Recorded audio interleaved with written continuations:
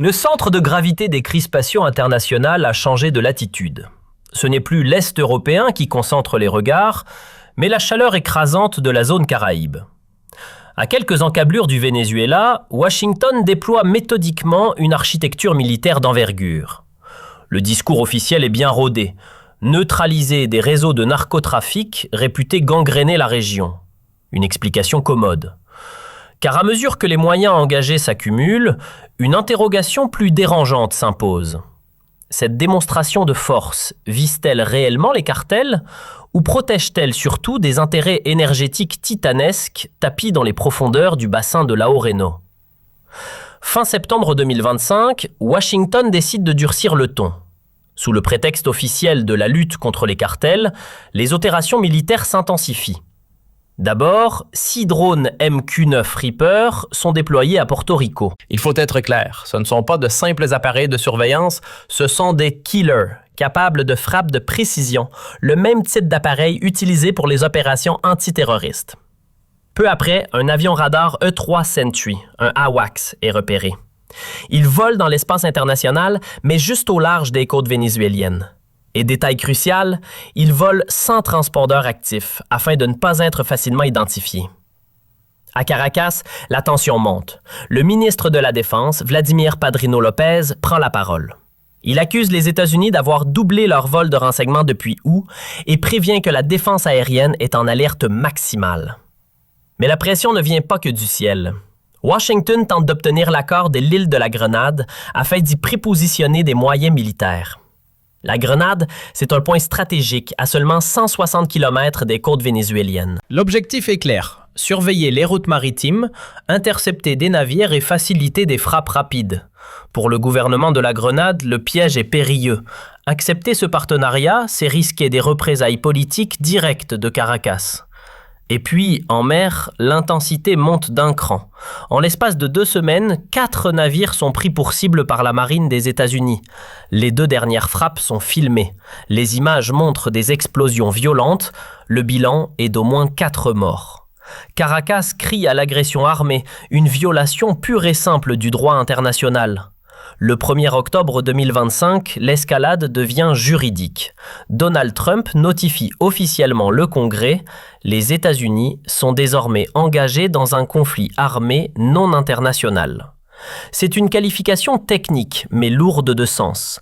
Elle permet de traiter certaines cibles comme des combattants ennemis. C'est le même cadre légal que celui utilisé après le 11 septembre. La réponse de Caracas est immédiate. Le pays passe en alerte nationale maximale. Padrino López le répète. Toute violation de l'espace aérien ou maritime recevra une riposte. La rupture est finalement consommée le 6 octobre. Trump ordonne la coupure totale des relations diplomatiques avec Caracas. L'envoyé spécial Richard Grenell doit fermer les tout derniers canaux de négociation. En quelques semaines, les Caraïbes ont pris des allures de poudrière. Drones, navires de guerre, avions furtifs, tout ce dispositif quadrille désormais l'azur tropical. Et au sol, les Vénézuéliens vivent sous la menace d'une invasion. L'interrogation de départ est plus lourde que jamais. Est-ce encore une guerre contre les cartels ou le prélude à un face-à-face ouvert entre 2 États? Après les frappes en mer et la rupture diplomatique, la pression américaine change de visage. Ce n'est plus une série d'opérations ciblées, c'est un quasi-état de siège. Une présence militaire continue qui brouille la frontière entre la guerre contre les cartels et une opération de changement de régime. En à peine 2 semaines, le déploiement naval s'épaissit.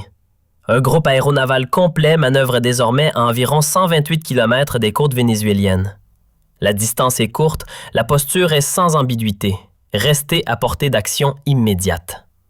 Ce groupe inclut le croiseur USS Lake Harry, le très secret navire d'opération spéciale MV Ocean Trader, ainsi que plusieurs destroyers de classe Arleigh Burke, l'élite de la marine des États-Unis, dont l'USS Gravely, l'USS Jason Dunham et l'USS Stockdale. Mais ce n'est pas tout. La composante amphibie, celle qui sert au débarquement, se met également en place. L'USS Iwo Jima, l'USS San Antonio et l'USS Fort Lauderdale rejoignent le dispositif. Pendant qu'en surface, cette armada se déploie, En profondeur, un prédateur silencieux patrouille. Le sous-marin nucléaire d'attaque USS Newport News est là, prêt au combat.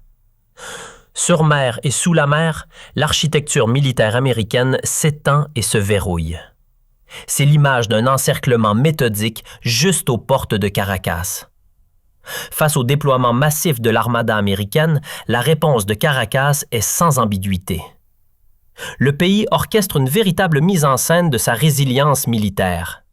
Une séquence conçue pour envoyer un signal très clair. Le Venezuela n'a pas l'intention de se laisser intimider. 2 exercices militaires d'ampleur, Sovin Caribbean 200 et Cabo Saint-Laurent 200, servent de vitrine. Plus de 2500 soldats et 12 bâtiments de guerre sont engagés autour de l'île stratégique de la Orchila. Les simulations de combats navals et aériens s'enchaînent. Les images officielles tournent en boucle. Troupes aéroportées, tirs d'écran anti-aériens, mobilisation coordonnée de l'armée de terre, de la marine et de l'air. Mais la véritable pièce maîtresse de cette démonstration, ce sont les chasseurs Su-30 Mk2 d'origine russe. Pourquoi eux? Parce qu'ils sont armés de missiles antinavires supersoniques Kh-31, des engins capables d'atteindre plus de 4000 km/h. Ils incarnent la capacité de frappe au-delà de l'horizon et la promesse de pouvoir infliger de sérieux dégâts aux destroyers américains. Le ministère de la Défense diffuse aussi des images de Su-30 larguant des bombes FAB à basse altitude, tandis que tout le long de la côte nord, les radars et les batteries antimissiles s'activent. La manœuvre ne se limite pas aux forces régulières. Le commandement lance un entraînement de défense aérienne à l'échelle nationale et surtout met en mouvement les milices populaires. Partout, des techniciens inspectent les blindés, préparent les missiles sol-air et verrouillent la logistique. Le message est limpide. Le Venezuela se prépare activement à une guerre défensive si la confrontation devait monter d'un cran. Au cœur de cette tempête, Caracas s'active pour verrouiller ses soutiens internationaux. Et le timing est tout sauf anodin. Un nouvel accord de partenariat stratégique avec la Russie entre en vigueur le jour même de l'anniversaire de Vladimir Poutine. Pour Nicolás Maduro, c'est une feuille de route pour la décennie à venir, couvrant l'armée, l'énergie et les technologies de défense. La réaction de Moscou aux frappes américaines ne se fait pas attendre. Le ministre des Affaires étrangères, Sergueï Lavrov, dénonce une provocation dangereuse qui pourrait embraser toute la zone Caraïbe. Il réaffirme l'appui total de la Russie à Caracas et son rejet de toute pression unilatérale. Mais un autre acteur s'invite dans l'équation, l'Iran, et il le fait par la voie des drones. Téhéran a livré des Mohajer 6, des appareils d'attaque modernes avec une portée annoncée de 2400 km et des munitions guidées de précision. À Caracas, les stratèges militaires ont fait le calcul. En suivant des routes discrètes, ces drones ont la capacité théorique d'atteindre Porto Rico ou même le sud de la Floride. De son côté, Pékin complète ce tableau en fournissant des drones de longue endurance spécialisés dans le renseignement maritime. Au fil des livraisons, l'aviation vénézuélienne gagne en modernité et s'appuie sur une chaîne de renseignement bien plus dense. Cette riposte n'est pas seulement technologique, elle est aussi politique. À l'échelle de l'Amérique latine, plusieurs responsables militaires d'autres pays adressent des lettres de solidarité à Maduro. Le message est simple. Si les États-Unis frappent le Venezuela, c'est tout le continent qui se sent visé. S'ils touchent le Venezuela, ils nous touchent tous, martèle Maduro. L'idée d'une armée de libération unie, United Liberation Army, émerge. Alors, ce n'est pas encore une armée concrète, mais c'est un symbole puissant. Celui d'une union militaire latino-américaine face à toute intervention étrangère. Soutenue par la Russie, l'Iran et la Chine, et portée par un élan de solidarité régionale, Caracas se pose désormais en étendard de la résistance à l'hégémonie américaine. Alors que la tension militaire est à son comble, un événement vient tout bouleverser. L'opposante vénézuélienne María Corina Machado remporte le prix Nobel de la paix.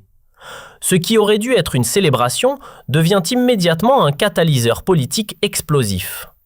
À Washington, le signal est interprété comme une caution morale. C'est la justification parfaite pour durcir encore la position et soutenir ouvertement l'opposition afin de renverser le pouvoir. Les États-Unis n'attendent pas. ils reconnaissent quasi instantanément Machado comme la présidente légitime du Venezuela. Pendant ce temps, en mer des Caraïbes, la flotte américaine consolide ses positions. Ce basculement politique augmente dramatiquement le risque d'un affrontement. Il pourrait s'agir d'une friction locale, d'une escarmouche entre les forces pro-Maduro et des acteurs soutenus par Washington, mais d'une friction qui pourrait dégénérer en guerre totale si la Russie ou l'Iran décidaient d'intervenir directement pour défendre Caracas. Sur la table, il existe pourtant une autre voie, la désescalade. Si la pression internationale devient trop forte, si la crainte d'un choc économique mondial pèse suffisamment lourd, chaque camp pourrait être contraint de retenir ses coups, de rétablir des canaux de discussion indirects et de geler les postures les plus agressives. L'ironie est brutale. Une distinction censée célébrer la paix est devenue, en quelques heures, le point d'allumage potentiel d'une nouvelle bataille pour le pouvoir en Amérique latine. Une bataille dont l'issue dépendra moins des proclamations que de la capacité des acteurs à maîtriser l'engrenage militaire qu'ils ont déclenché. En seulement 15 jours, la mer des Caraïbes s'est métamorphosée en un théâtre de confrontation directe. D'un côté, Washington. Les États-Unis ont d'abord donné un cadre légal à leur frappe en parlant de conflits armés contre des cartels. Puis, ils ont rompu toute relation diplomatique avec Caracas. Aujourd'hui, leurs drones, leurs avions espions, leurs destroyers et même un sous-marin nucléaire forment un dispositif d'encerclement à portée de tir des côtes. De l'autre côté, le Venezuela. Caracas a répondu par une démonstration de force nationale. 2 grands exercices militaires, l'activation de ses défenses antiaériennes, la mobilisation de ses milices et la mise en avant de ses chasseurs Su-30MK2 armés de missiles supersoniques. Le pays a aussi verrouillé ses appuis extérieurs, Moscou, Téhéran et Pékin, tout en réveillant une solidarité latino-américaine. Le catalyseur final, ce fut le prix Nobel de la paix attribué à María Corina Machado. Un prix immédiatement transformé en totem politique, utilisé par Washington comme justification morale pour reconnaître Machado comme présidente légitime. Aujourd'hui, 2 trajectoires s'opposent. La montée aux extrêmes vers une guerre ouverte ou un gel du conflit forcé par la pression internationale et la crainte d'un chaos économique. Au bout du compte, la question que nous posions au début demeure entière, simple et plus lourde que jamais. S'agit-il encore d'une guerre contre les cartels ou du prélude à un affrontement ouvert entre 2 États souverains? Une mini-guerre froide qui n'attend qu'une étincelle aux portes de l'Orénoque.